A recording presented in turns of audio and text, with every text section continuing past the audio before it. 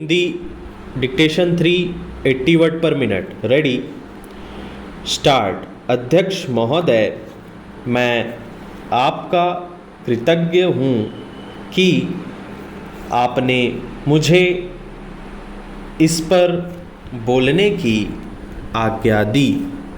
यह महत्वपूर्ण प्रस्ताव आज दिल्ली के सामने ही नहीं बल्कि हमारे सारे देश के सामने है। पिछले 2-2.5 साल से बराबर हम इस पर विचार करते आ रहे हैं और यह सोच रहे हैं कि हमारे देश में जो असमानताएं हैं उनको किस प्रकार से दूर किया जाए। हमारे देश में करोड़ों जनता ऐसी है जिनको आराम से खाना नहीं मिलता, कपड़ा नहीं मिलता और जिनके पास रहने के लिए मकान नहीं है और जीवन की जो बुनियादी आवश्यकताएं हैं जो सबको मिलनी ही चाहिए वह नहीं मिलती है। ऐसे लोगों को किस प्रकार से सहायता पहुंचाई जाए, यह प्रश्न आज हमारे सामने है। इस संबंध में जैसा कि माननीय सदस्यों को मालूम होगा कि हमारे देश में जो सबसे बड़ी पार्टी कांग्रेस पार्टी है वह इस प्रकार के आयोजनों को आगे बढ़ा रही है। इस बात पर कई महीनों से विचार हो रहा है।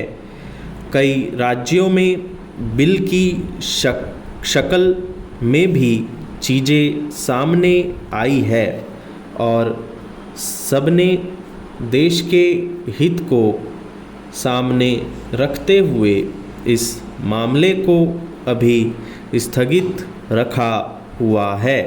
पैरा। लेकिन सब लोग जानते हैं कि किसी भी देश में अगर सामाजिक न्याय की बुनियाद न डाली जाए तो उस देश की आज़ादी पूरी नहीं मानी जाती है। ऐसी स्थिति में हम इस देश में एक बहुत बड़ा काम करने जा रहे हैं।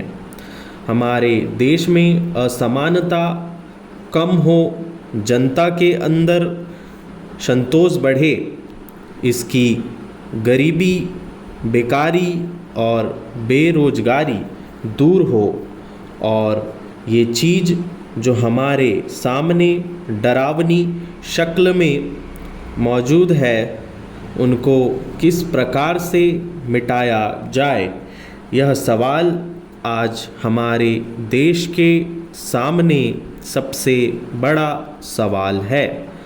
हमारे देश के नेताओं ने यह फैसला किया है कि सारे हिंदुस्तान में अचल संपत्ति के बारे में कोई कानून बनाया जाए जिससे देश के अंदर जो असमानता है वह दूर हो सके और उसको कम किया जा सके। आज हमारे देश में असमानता एक भयानक रूप में खड़ी है।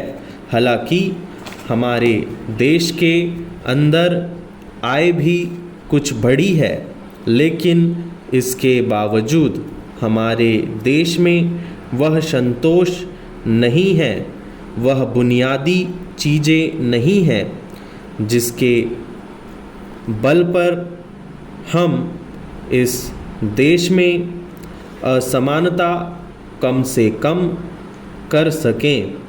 यही कारण है कि यह प्रस्ताव आज यहाँ पर लाया गया है। स्टॉप।